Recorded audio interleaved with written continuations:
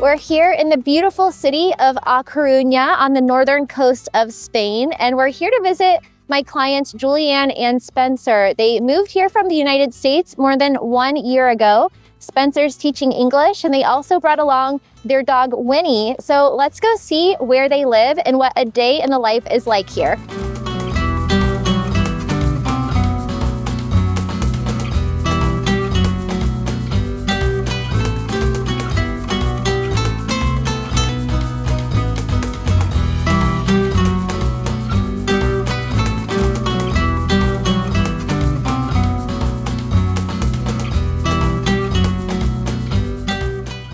Hi, I'm Julianne. I'm Spencer.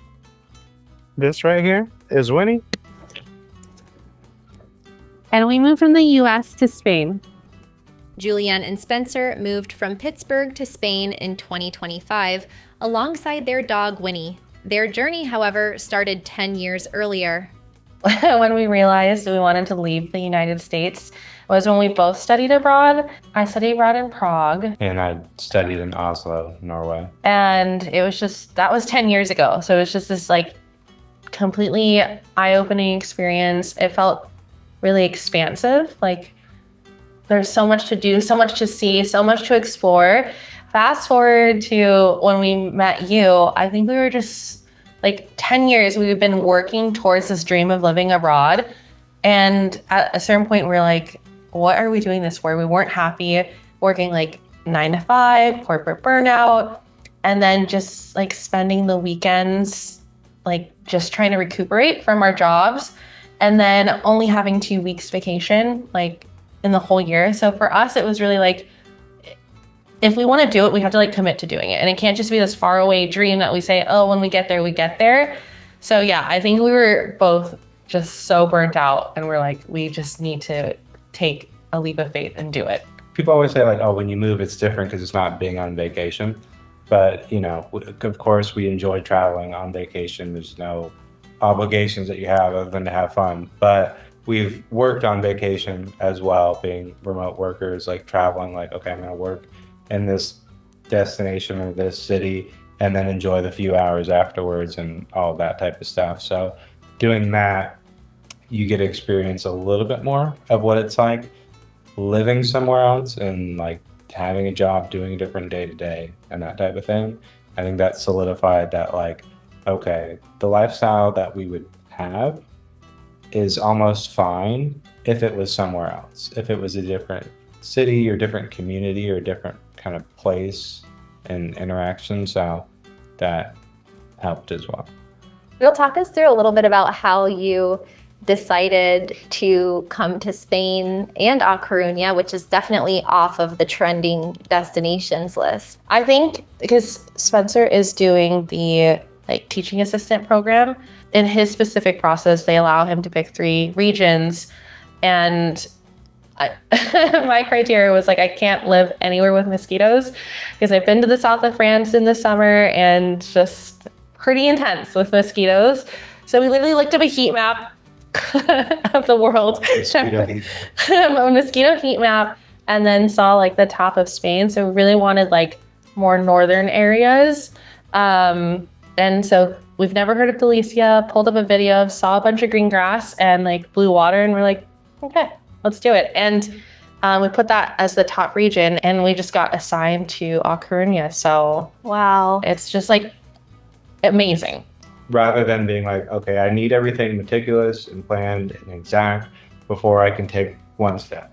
And then I need to have everything exact before I can take that step. Mm-hmm. And that leads you into wanting to have every step planned, but there's certain things you can't do until the thing before it is done. Mm-hmm. And so being a part of that program, I think, helped push us through that decision making by taking it away from us in a way. That variability, like, you're going to be in this city. Okay. It's like throwing the dart on a map, something like that. So it's like just believing, okay, it's going to be good enough to find something there. And we thought, okay, even if it doesn't work out, we're going to be there. We're going to be in a region. We can travel around and see if something else is different, if something's better. To a certain extent, you can research everything to get a good place, but really you just need a jumping off point, a push just find that first city. It doesn't have to be the perfect city. Mm-hmm. Maybe it is. You know, we kind of found a perfect city here. But if it's not, get to know the ones around it. Get to know what's perfect there. Like, it's the same as anything else in life. To know what you want, it can help to know what you don't want. So just go for it and then see. Julianne is on a non-lucrative visa, while Spencer is on a student visa. Both, however, are looking at a possible permanent residency. Speaking of places to live, can you tell us a little bit about your housing search process and how you found this place?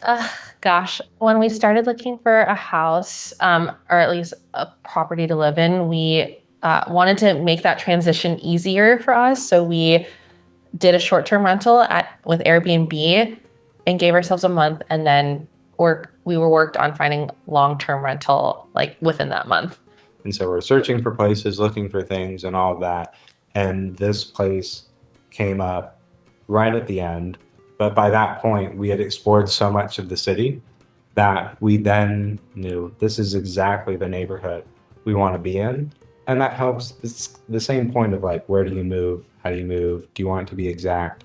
It's just get there, explore around, and then you'll really know what it's like. You'll know what's best. So we were just refreshing, hitting the neighborhoods in certain streets, being like, please, something come up in this area. So right when something did, we messaged them immediately, like, hey, we already know the neighborhood. We want to take it. Like, please, just reach out to us. Their 5-bedroom, 3-bathroom apartment cost them $1,200 a month, which is much less than what they paid for in the US. Our cost of living in the US was probably close to like $6,000, $8,000 a month, like including mortgage, bills, groceries, all that good stuff. In here, it's half that. Like, reduced our cost of living expenses by 50%. It's incredible. Yeah, I mean, it translates as well. It makes sense in terms of where you're moving to, because I can compare it a little bit with the place that I work at. Like, the coworkers there, the actual people on Spanish salaries, seeing what they make. I mean, there was protests early in the year for, certain demands and things like that. I can compare that with like what their US counterparts would be making. It makes sense because, there's that 30-40% difference, and it translates to the cost of living as well. And then I think one of the bigger things though is the day-to-days. Of course, apartments are always expensive. Utilities are going to be expensive as well. Maybe not as expensive, but it's pretty close in proximity. But things like groceries or your phone bill and internet or just transportation as well is very affordable. One of the things I wanted was to not have to drive everywhere. So we don't have a car, so we don't have that monthly expense, whether it be insurance or if you were making car payments, and then any repairs, and then gas for going everywhere.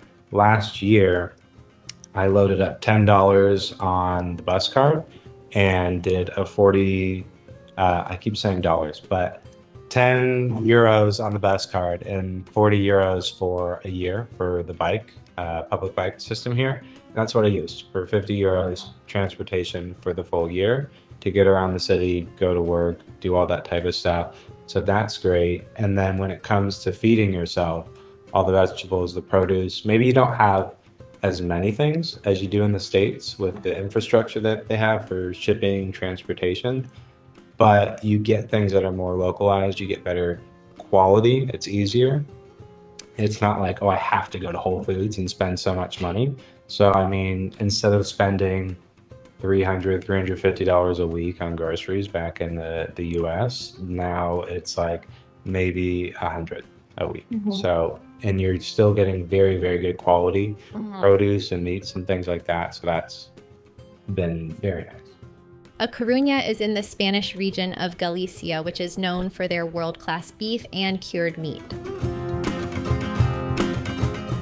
So we just had dinner for 4 here in A Coruña, and the grand total for 4 entrees plus multiple drinks, coffees, teas, bottle of water was €69.50. And that's also including tax and tip.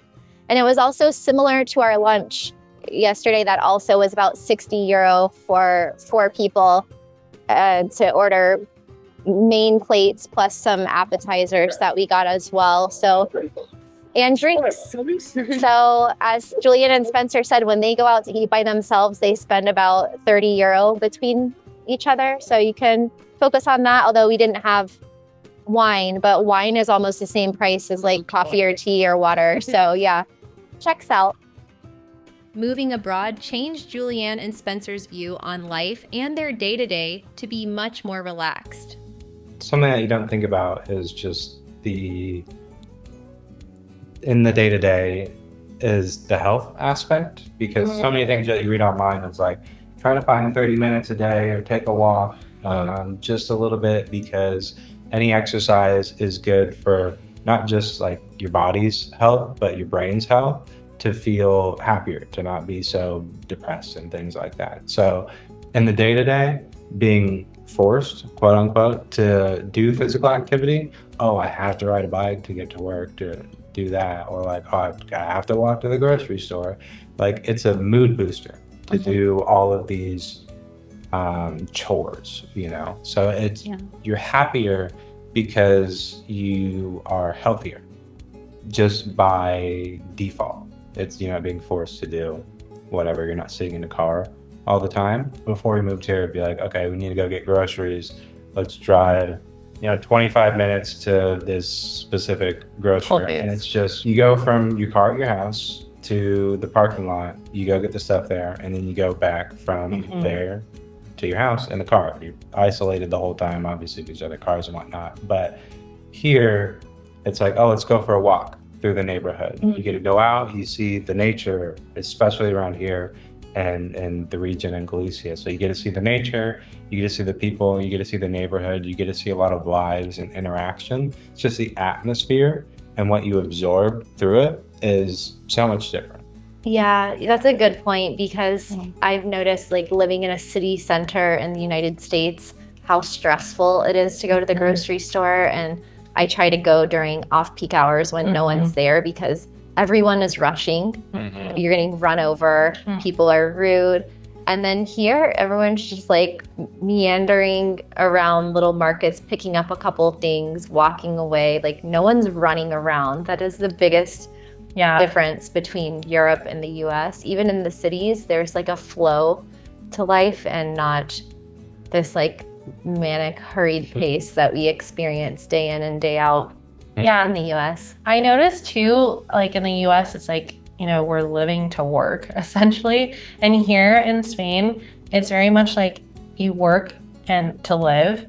And so like their work-life balance is like, work is just a part of it, but it's not like everything. Where in the US, like work is everything. Yeah. Like status, whatever, or like having material things. And here it's like, it's really about enjoying life. And I mean, I'm not someone that likes to be out late at night, but like you can walk the streets here at like 9 p.m., 10 p.m., 11 p.m. and everyone is just like talking and enjoying each other's company. Public meeting spaces, I feel like, are not really a thing in the United States. Like places for people to meet at like plazas and talk, and it being surrounded by nature. Like you have to drive to those places to like go hiking or like be intentional. So here I feel like that the way Europe is, it just combines nature and people and public transportation, and just to better fulfill like a better lifestyle for all of its inhabitants. And I just don't feel like the United States is structurally built that way at all. Really, like New York City is the only thing comparable. New York City has millions and millions of people and it's huge, but this is like you take a few blocks of it and you plant it somewhere else, and it has that same density of people and density of community and identity for the community as well.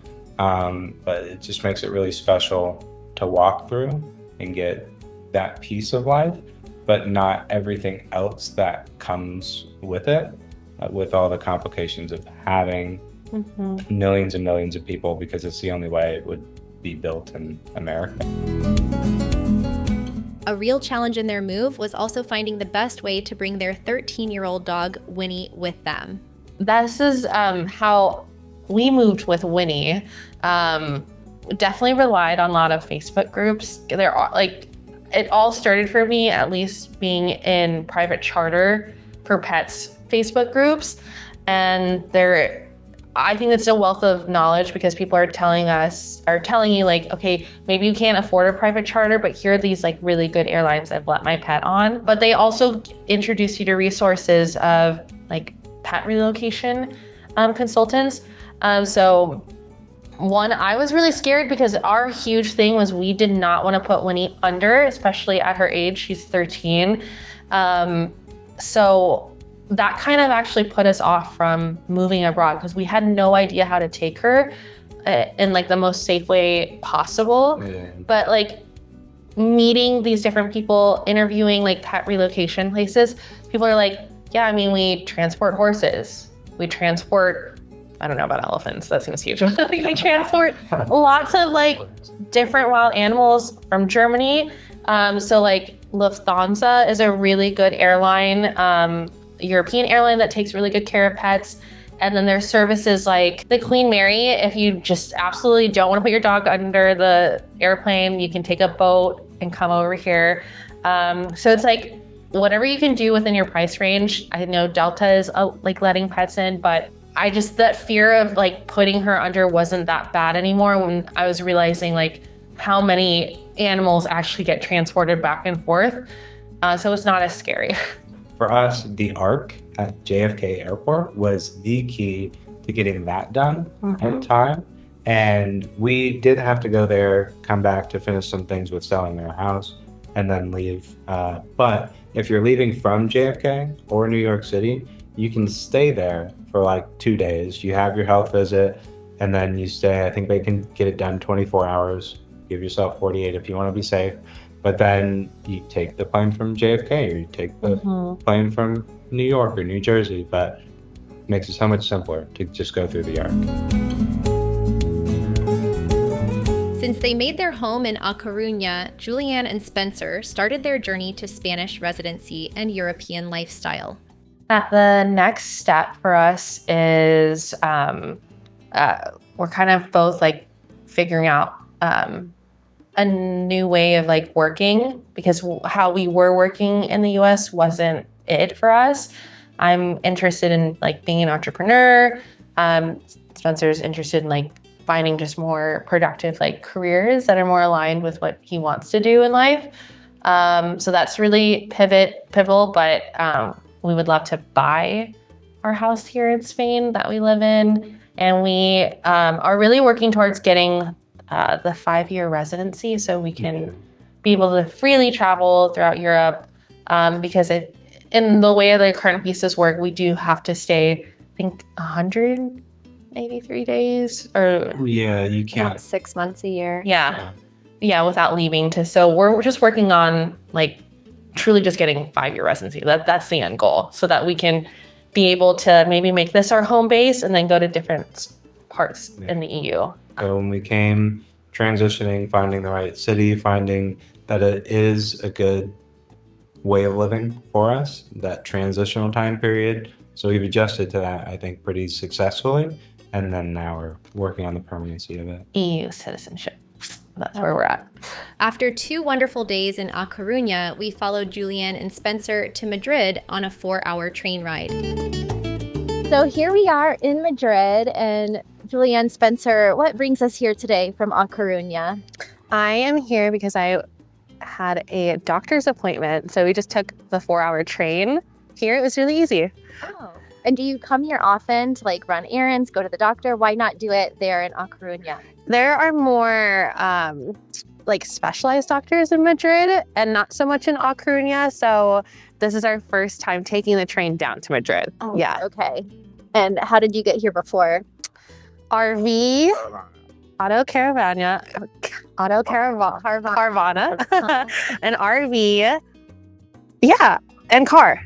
It's a little road trip. A road trip, yeah. And how do you like living in A Coruña compared to Madrid? I was just saying, as we were walking around the streets, said the buildings in Madrid are very beautiful. They're very different. Like there's a brickwork building over there. There's stucco buildings over here, different colors. But there's something a bit more special about just looking out at nature and kind of the vast emptiness of like the ocean and the water. For me, it's much more calming and serene. So it's very nice. They're both beautiful places, but the nature just takes it up a notch. Yeah. I feel like Madrid is like New York. It's like there's a bunch of buildings, and we live in A Coruña because of, like being by the ocean. There's tons of nature. And I personally wouldn't want to live somewhere I'm just looking at more buildings. I like to look out at nature. Yeah. I was saying that here I get a little bit disoriented because there's no water and the buildings are so big, and it does feel like New York. There's areas that feel like Times Square or the center of London. And you look out from even a viewpoint like this and it's just buildings as far as the eye can see. And so it's hard for me to find which direction I'm going because I'm from Florida, lived on the beach, so I always it was east and west. And even if you're down in Malaga or up north in A Coruña, you can tell which way is north and south. And here it's just like I don't know where I am. in circles. Here I go. Yeah. But it is nice to come to run errands. You maybe go to the theater, go do something, go to some extra museums. And it's kind of how when I lived in Costa Rica, I lived on the beach pretty much in the middle of nowhere with a dirt road, and we would trek 4 hours to get to the center, to San Jose, to be able to go shopping and do things like that. Yeah, that's what I like. It's like a nice, like, if we want to be in the metropolitan area, we can be in the metropolitan area, like in 4 hours train ride, but I don't have to live in the metropolitan area. It's a reputation for Galicia that it's a small rural place that you just farmland, and a lot of it is like farmland. It's very green.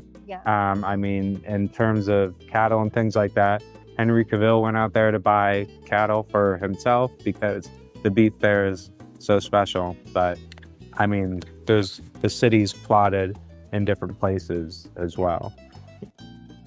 Julianne and Spencer's move was very successful, and I am so happy that I got to see them enjoying their life and building their community in A Coruña. I can't wait to see how they approach the next chapter in their life, and if you want to see how some of my other clients handled their move to Spain, check out these videos next.